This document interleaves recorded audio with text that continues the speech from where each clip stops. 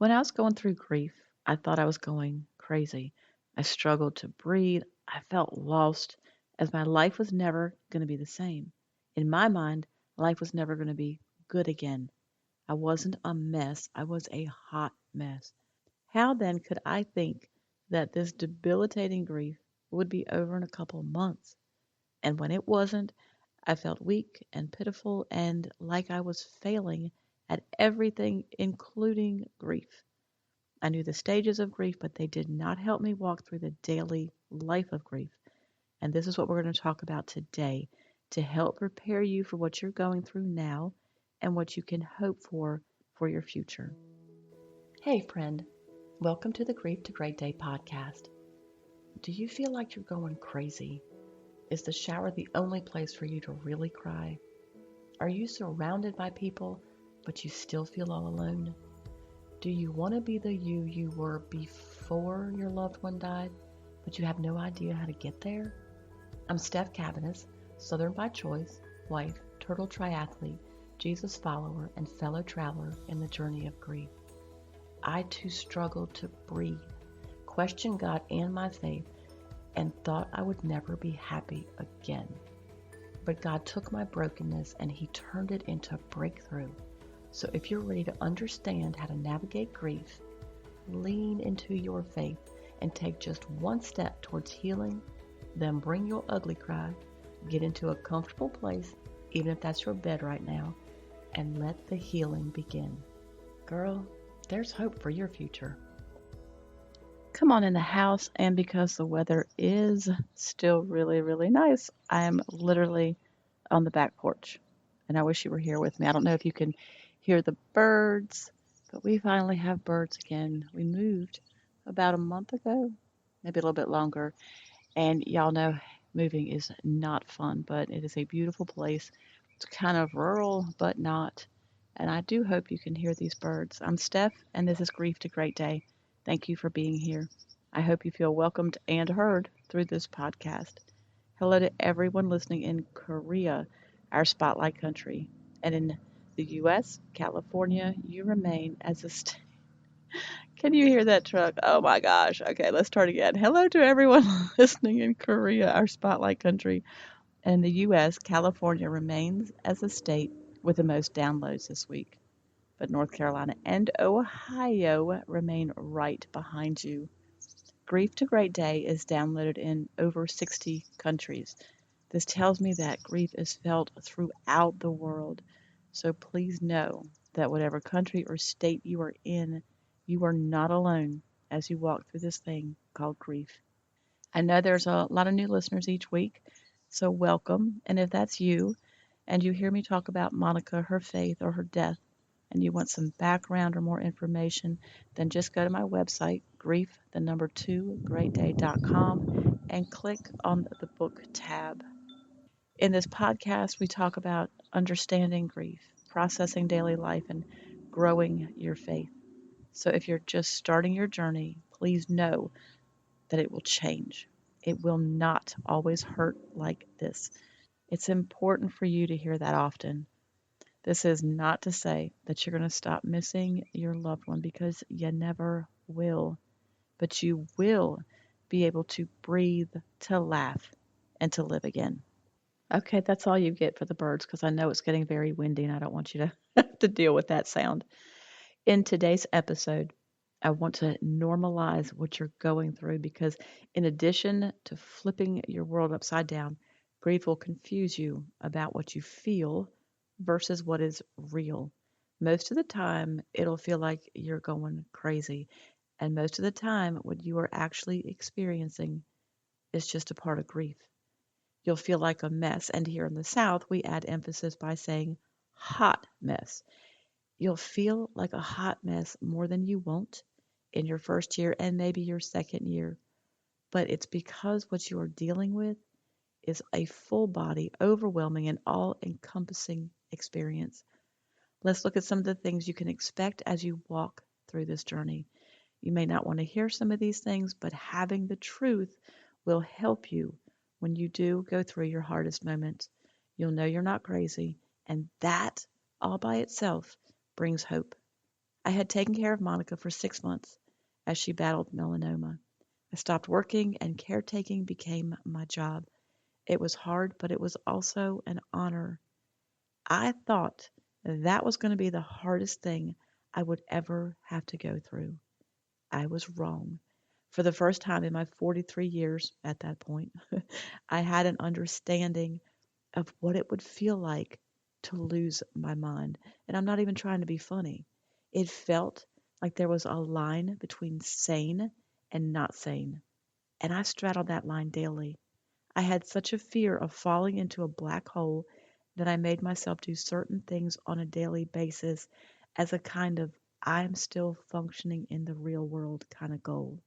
My non negotiable was taking a shower every day, no matter how long that task took. And let me tell you, some days it took all day to gather the strength and to care enough to take that shower because I had no idea that grief was a real thing and not just a sadness after loss. I had no idea what I was getting ready to walk through. And I don't want that for you. I want you to be more equipped with the certainty that you aren't going crazy, that grief just makes you feel like you are. I also want to give you practical actions to take that absolutely make a difference in your healing.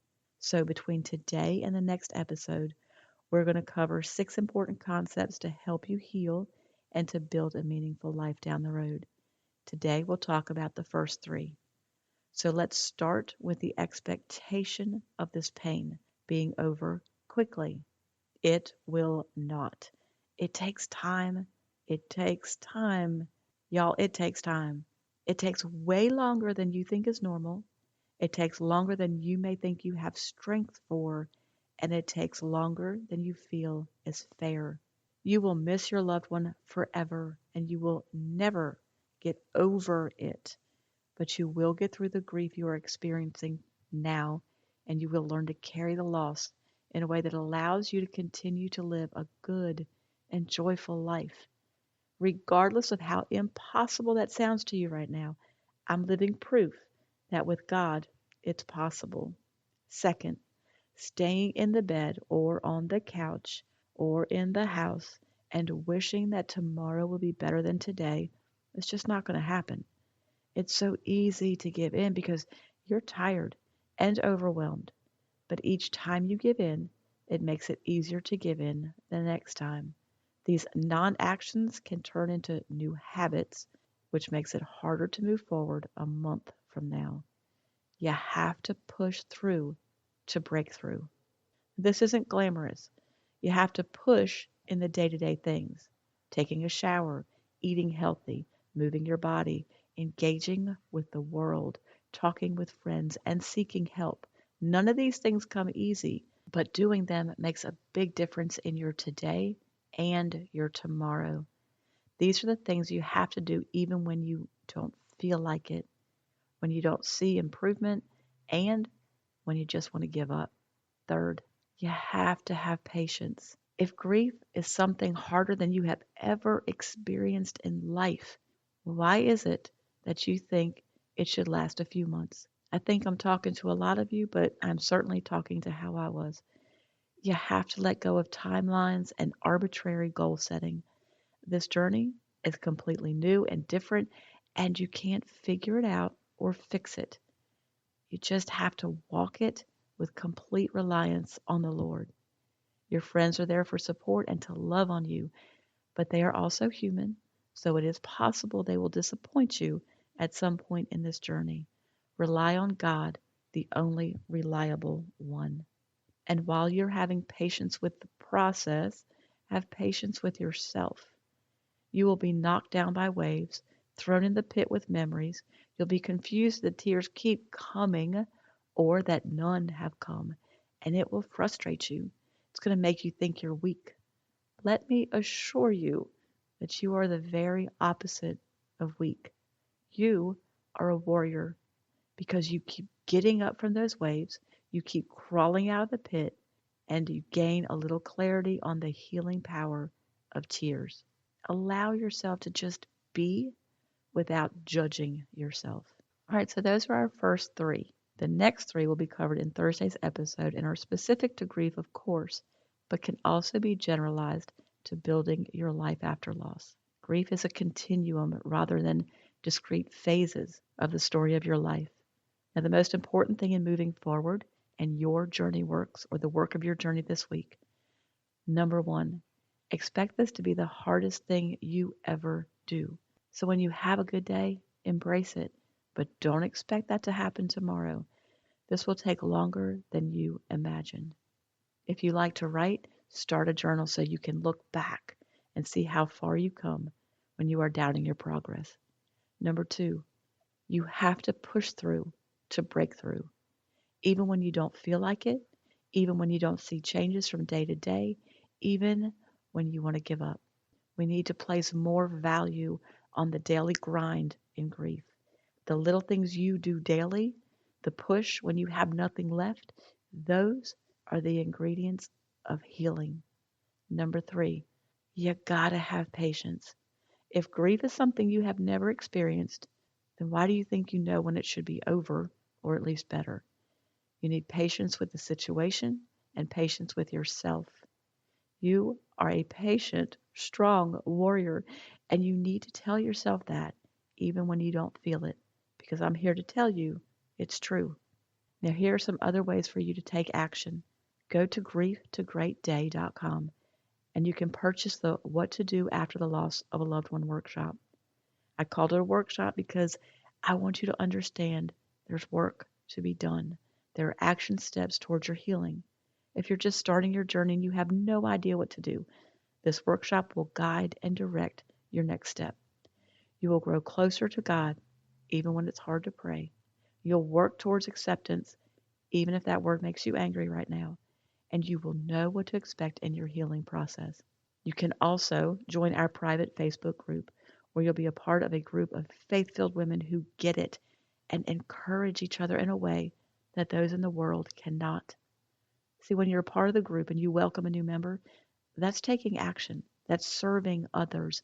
That's getting you out of your pain for even just a minute to support and encourage someone else. So just go to the website, grieftogreatday.com, and you can find both of those resources there. If you don't have a church, you can visit my church, opendoorchurch.com. You can also get the links to everything you need in the show notes. In the meantime, remember who holds your future. Know that you are not alone, and know that there are resources to help you. And just keep on coming back to the house. That's an action.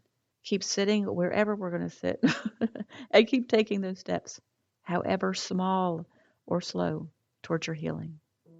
Thank you for being here today, for showing up. If this podcast has given you hope, encouragement, or helped you in any way, share it with a friend, either in a text or on your social platforms. Also, please subscribe, rate, and leave a written review on iTunes. It's a huge blessing for me to know that you're out there. Lastly, and this is important, you are not alone. Connect with me on the Grief to Great Day website, the link is below, and sign up for our free newsletters. I want to be able to pray for you by name. Remember, grief isn't something you're going to get over, but a great day is something you can get to.